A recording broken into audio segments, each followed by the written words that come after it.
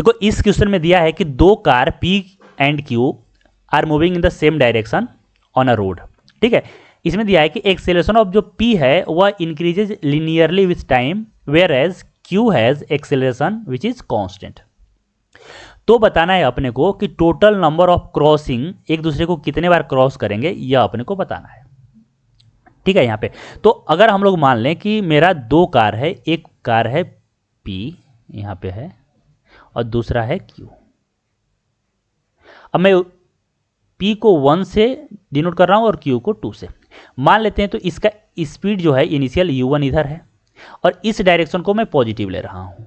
ठीक है, और इसका स्पीड U2 है। अब इसका एक्सेलरेशन A1 जो है वह दिया है कि इंक्रीजेज लीनियरली विथ टाइम, यानी कि मान सकते हैं कि KT हो गया, अब टाइम के साथ यह इंक्रीज कर रहा है। दूसरे का एक्सेलरेशन है कांस्टेंट, तो मान लेते हैं इसे A है। अब यहाँ पे साफ साफ बता सकते हैं कि इनिशियल टाइम में जो KT होगा वह A से कम होगा। ठीक है, यहाँ तक चलो। देखो अब इस टाइप के सवाल को हम लोग हमेशा रिलेटिव मोशन से करते हैं, रिलेटिव मोशन का कॉन्सेप्ट यूज करेंगे। ऐसा क्यों करते हैं? क्योंकि देखो दोनों मूव कर रहा है ना, तो क्रॉस कब करेगा, टाइम कितना होगा, ये सब निकालना काफी डिफिकल्ट हो जाता है। तो हम लोग क्या करते हैं, रिलेटिव मोशन से एक को रोक देते हैं और फिर देख लेते हैं कि दूसरा क्या कर रहा है। यानी अगर यहाँ पे हम लोग बात करें तो P को मान लो मैं रोक दे रहा हूँ। अब कैसे रोकूंगा, तो P पे बैठ जाऊंगा। अब जैसे P पे बैठ गया तो P का सारा कुछ वेलोसिटी एक्सेलरेशन क्या सब क्या हो गया, 0 हो गया। अब Q का देख लेते हैं भाई क्या होगा, Q का तो speed of Q, velocity of Q with respect to P क्या होगा, तो यह होगा UQ माइनस UP, यानी कि यहाँ पे आ गया U2 माइनस U1। अब इसे मैं U मान लेता हूँ। दूसरा acceleration of Q with respect to P यह क्या होगा, तो AQ माइनस AP, यानी यह आ गया A माइनस KT। तो अब यहाँ पे देखो, यहाँ पे प्रॉब्लम क्या आ रहा है कि यहाँ पे स्पीड के बारे में यानी इनिशियल वेलोसिटी के बारे में यह कहाँ पे कुछ बोला ही नहीं है। अगर यहाँ पे वेलोसिटी के बारे में कुछ बोला ही नहीं है तो ये मेरे को पता ही नहीं है कि U1 बड़ा है या U2। तो यहाँ पे मेरे को दोनों पॉसिबिलिटी लेना पड़ेगा, एक बार मानना पड़ेगा कि U2 बड़ा है और एक बार मानना पड़ेगा U1 बड़ा है। यानी कुल मिला के बोल सकते हैं कि यहाँ पे जो U है वहाँ पे दो वैल्यू हो सकते हैं। एक हो सकता है पॉजिटिव कब, जब U2 बड़ा हो, दूसरा हो सकता है निगेटिव जब U1 बड़ा हो। ठीक है, अब दूसरा केस यहाँ पे देखो, एक्सेलरेशन, एक्सेलरेशन क्या होगा, धीरे धीरे, अभी एक्सेलरेशन पॉजिटिव है, initially at t equal to 0 पे एक्सेलरेशन ये है। अब धीरे धीरे जैसे जैसे टाइम निकलेगा एक्सेलरेशन 0 होगा और फिर निगेटिव होगा, यानी इनिशियल एक्सेलरेशन, ध्यान रखना इनिशियल एक्सेलरेशन। अच्छा 0 कब होगा, ये अगर यहाँ पे हम लोग निकालना चाहे तो एक्सेलरेशन जो 0 होगा इसके लिए हम लोग आसानी से टाइम निकाल सकते हैं, ये होगा A/K पे। यानी बोल सकते हैं कि at t is equal to 0, ध्यान से समझना, at t is equal to 0 से t is equal to A/K तक, A/K तक जो एक्सेलरेशन है वो इधर होगा, acceleration of Q with respect to P इधर होगा और उसके बाद इसके बाद एक्सेलरेशन इधर हो जाएगा, निगेटिव हो जाएगा ना, तो इसके बाद एक्सेलरेशन किधर हो जाएगा, इधर। यानी इनिशियल में पॉजिटिव होगा और A/K के बाद निगेटिव हो जाएगा। ठीक है, तो अब हम लोग यहाँ पे अच्छे से कॉन्सेप्ट को समझ लिए। अब इस सभी पॉसिबिलिटी को यहाँ पे हम लोग देखते हैं कि क्या होगा। तो पहला केस हम लोग मान लेते हैं, केस 1, जब मेरा U2 बड़ा है U1 से, U2 is greater than U1। ठीक है, यानी अगर हम लोग यहाँ पे बात करें तो मेरा P तो है रेस्ट में, P है रेस्ट में, ठीक है, और Q देखो अभी क्या है, U2 बड़ा है, U2 बड़ा है तो यह पॉजिटिव होगा, पॉजिटिव होगा यानी कि यह इधर मूव कर रहा है U से। ठीक है, अब इनिशियली एक्सेलरेशन भी इधर होगा।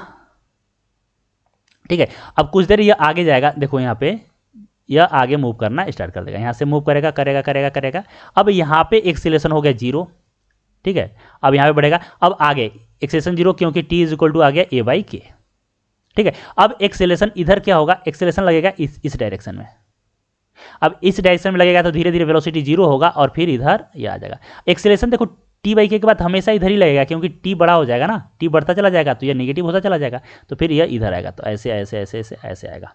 यही केस बचा। तो एक बार t इज इक्वल टू 0 पे क्रॉस किया था और एक यहाँ पे, तो यहाँ पे जो क्रॉसिंग हो गया वो नंबर ऑफ क्रॉसिंग कितना हो गया, 2। दूसरा केस लेते हैं, केस 2। तो अब इसमें देखो कि इसमें फिर से वही P को मैं रेस्ट में डाल दिया और Q इधर हो गया। अब मैं मान रहा हूं कि जो मेरा U1 है वो बड़ा है U2 से। ठीक है, यानी अब u क्या हो गया, अब हो गया u निगेटिव, निगेटिव हो गया तो अब u इधर भागेगा और इनिशियली एक्सेलेरेशन इधर होगा। ठीक है, तो यह इधर जाएगा। मान लो अभी मानता हूं कि मान लो इसका वेलोसिटी बहुत ज़्यादा है, बहुत ज़्यादा होने का मतलब कि अब इसको एक्सेलेरेशन धीरे धीरे बढ़ेगा, तो इसका कहीं ना कहीं यहाँ पे जाके यहाँ पे एक्सेलेरेशन क्या हो गया, यहाँ पे एक्सेलेरेशन मान लेते हैं 0 हो गया। अब एक्सेलेरेशन 0 होगा, अब इसके बाद एक्सेलेरेशन का जो डायरेक्शन होगा वह इधर ही लगेगा। ठीक है, क्योंकि जैसे मान लो इसका वेलोसिटी बहुत ज़्यादा है, तो यहाँ तक जाके जब एक्सेलेरेशन धीरे धीरे 0 हो रहा है, तो तब तक इधर एक्सेलेरेशन क्या लग रहा था, इधर एक्सेलेरेशन इधर था और यहाँ पे एक्सेलेरेशन हो गया 0। ठीक है, तो यहाँ पे एक्सेलेरेशन 0 होगा। मान लेते हैं कि वेलोसिटी जाके अब देखो एक्सेलेरेशन किधर लगेगा, इधर ही लगेगा, तो अब यह इधर बढ़ने लगा, यानी यहाँ से वेलोसिटी यहाँ तक डिक्रीज कर रहा था, यहाँ से यहाँ तक वेलोसिटी डिक्रीज कर रहा था, यहाँ पे आगे चला जाएगा। दूसरा केस यह है कि मान लो यहाँ पे ऐसे गया और इसमें वेलोसिटी 0 कर दिया, यह एक्सेलेरेशन वेलोसिटी 0 कर दिया। यह टाइम क्या है, टाइम है मेरा a/k पे। अब यहाँ से पहले ही वेलोसिटी 0 हो गया, अब एक्सेलेरेशन इधर आया, अब यहाँ पे क्या हो गया, यह हो गया मेरा t = a/k। ठीक है, अब यहां से क्या होगा कि अभी इसके पास वेलोसिटी है, कुछ वेलोसिटी है, तो जिसके कारण अब एक्सेलेरेशन इधर लगने लगेगा, लेकिन यह वेलोसिटी के कारण यह इधर जाएगा और एक्सेलेरेशन इधर। देखो अभी वेलोसिटी क्या है, कुछ था, अब यहाँ पे जाके वेलोसिटी हो गया इसका मान लो 0 और एक्सेलेरेशन तो लग रहा था इधर ही लग रहा था एक्सेलेरेशन, तो अब फिर यह क्या हो जाएगा, इधर मूव कर जाएगा ऐसे कुछ इधर, और फिर यह निकल जाएगा। तो इस केस में क्या होगा, 1 2 और 3 बार कट किया, तो यहाँ पे नंबर जो हो गया वो 2 हो गया, 3 हो गया ना, यहाँ पे जो नंबर हुआ, नंबर ऑफ क्रॉसिंग हो गया 3। तो यहाँ पे 2 पॉसिबिलिटी है, ध्यान रखना। क्या पॉसिबिलिटी है कि भाई स्पीड बहुत ज़्यादा है, जब स्पीड बहुत ज़्यादा है तो क्या होगा कि मान लेते हैं बहुत ज़्यादा है, जब तक स्पीड 0 होगा तब तक यह टाइम निकल जाएगा। मान लो टाइम निकलने के बाद a/k, तब यहाँ पे मान लो स्पीड 0 हुआ, अब स्पीड 0 होने के क्या कोई फायदा नहीं, क्योंकि अब एक्सेलेरेशन इसी डायरेक्शन में लगने लगा तो इधर ही निकल जाएगा। ठीक है, तो कोई भी क्रॉस नहीं करेगा।